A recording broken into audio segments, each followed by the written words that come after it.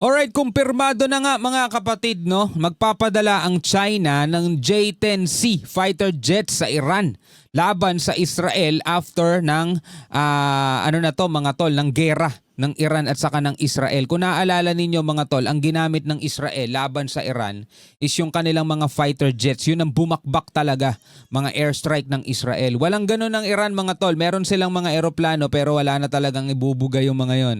Sobrang tanda na tapos hindi na na-maintain ng maayos. Nabili pa nila yon dati sa Amerika nung magkaibigan pa sila pero hindi na talaga yon na-maintain at hindi na yun makakasabay sa mga lakas o modernong puwersa nitong Israel mga tol. Kaya etong China, sabing ganon dito sa report mula rito sa Times of India, China responds to reports of J-10 fighter jets deliveries to Iran, saying it is ready to share achievements of equipment development with friendly countries. This after Beijing dispatched missiles to Iran. According to a report, the Chinese comments came from Jiang Bin, the Minister of Defense, according to RT. Mga kapatid, no? So ayan na nga, kumpirmado na daw na ang China ay magpapadala nga ng mga armas dito sa Iran. Sabi sa inyo mga tol, magkakaroon talaga ng part 2 yan. Maniwala kayo. Hindi natin mapipigil itong mga leader na to mga kapatid. Kahit magsisigaw ka ng world peace, kahit magsisigaw tayo ng world peace, kung ano yung nakatakda talaga. Hindi man natin gustong mangyari pero hindi natin kalooban yan. No, so sama-sama nating panoorin to mga kapatid, no. Bigyan natin ng reaction video bago natin to simulan. Huwag mong kalimutan mag-subscribe. Click mo na rin ang notification bell para ma-notify ka whenever na may mga bago tayong reaction video tulad nito. Huwag na natin patagalin pa, panoorin na natin to mga tol. China opens front against Israel via Iran, no? After missiles, now China open to sending fighters. Sabing ganon kasi yung China nagpadala rin ng mga missile. Ngayon, mga fighter jet naman. Eto, big Chinese announcement on J-10C fighter jets. Eto talaga mga moderno din to. China finally responds to reports of Iran trying to acquire its Chengdu J-10C fighter jets. So, sumagot na ang China. Chinese Defense Ministry said it is open to share equipments with friendly countries. No? Mga friendly countries daw. So open sila na i-share ang kanilang equipment. No? Negosyo yan mga tol eh. Alam na natin mga gera, negosyo yan eh. Sabi rito, spokesperson Jiang Bin said Beijing has always taken prudent attitude towards arms exports. Jiang did not directly name Iran, which has reportedly been in talks with Beijing for the aircraft. China to arm Iran jets. We are willing to share the achievements of China's equipment development with friendly countries and contribute constructively to regional and global peace and stability. Yan na naman tayo eh. Paboritong gamitin ng China yan. Itong global peace and stability o peace and stability. So, paborito nilang gamitin yan mga tol.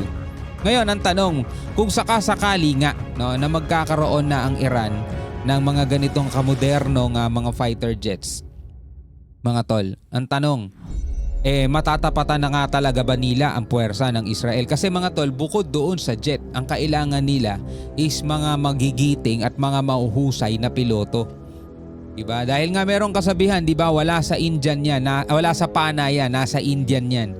No, kahit nabigyan mo ng napakahusay na armas o ng mga kagamitan, kung mahina naman yung mismong operator o yung nagpapatakbo mga tol, wala ring mangyayari. Parang dito sa Pilipinas, bigyan ko kayo ng sample.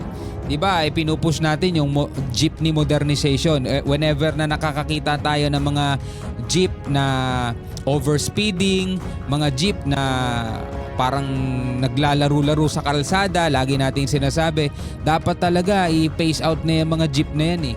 Diba? Kung same driver pa rin naman, walang kwenta. Diba? Kahit napalitan mo ng mga makabagong jeep yan, kung same driver pa rin yun, wala pa rin kwenta yun. Ganun pa rin ang magiging sa kalsada niyan. So parang ganito mga tol. Kahit bigyan mo ng isang mahuhusay na armas, kailangan muna magkaroon sila ng mga mahuhusay na piloto. Sobrang tagal na nilang hindi gumagamit ng mga jet fighter, no? Ang tanong, makakasabay kaya sila, no? Ewan natin, mga tol. So eto yung mga fighter jets. China has positioned the J-10C jet as an alternative to the US F-16 or French Rafale. So ito yung alternative dun sa F-16 ng US at saka sa French Rafale. Despite close Russia ties, Iran had previously showed interest in buying the Chinese jet. Mas mura kasi. Mas mura yan. But Tehran's 12-day war with Israel acted as a catalyst to bolster its air defenses. June, Israel and US bombed Iran nuclear sites while crippling its air defenses. And ito yung nuclear site nila, yung uranium kung saan pinupurify nila.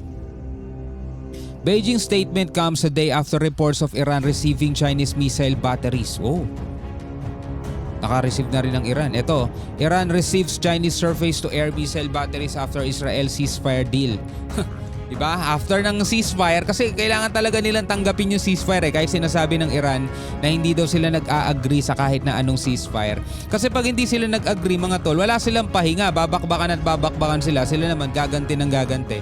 So wala silang panahon para makapag-restock kasi kapag meron silang mga na-tsempohan ng mga missile na nakita ng Israel, wala pa sasabugin ulit ng Israel eh. So ito yung pagkakataon talaga nila para magpalakas ulit kasi walang lalabag, no? Walang lalabag, ibig sabihin walang magpapakawala ng missile kundi nilalabag mo yung usapan natin. And after nun, kapag nag-gain na nila mga tol yung puwersa na ginogol nila, ayan na, bakbakan na naman yan mga tol. Hindi na matatapos yan. Reports said China supplied surface-to-air missile batteries in exchange for Iranian oil. Oh. However, China's embassy in Israel wasted no time in refuting these reports. So, pinapasinungalingan nila yan. Hindi daw totoo.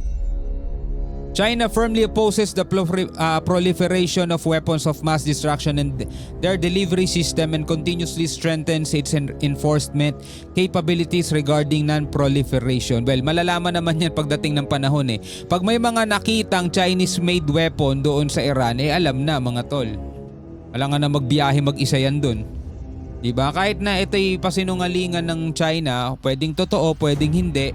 Pero kapag dumating ulit sa pagkakataon na magkaroon ng bakbakan at makita mga tol na may Chinese-made weapon dito sa Iran, alam na kung anong totoo talaga. Katulad halimbawa nung naglaban yung Pakistan at saka India, diba?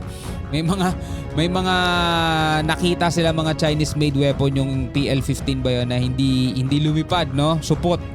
During Iran-Israel war, China backed Iran openly against Israeli aggression. Pinusuportahan ng China itong Iran. Beijing also condemned US strikes on Iran that targeted Tehran's nuclear sites. No, kinundi na rin nila yan. Siyempre, yun na lang ang pagkakataon nila para makabawi sa dami ng kumukundi na sa kanila eh.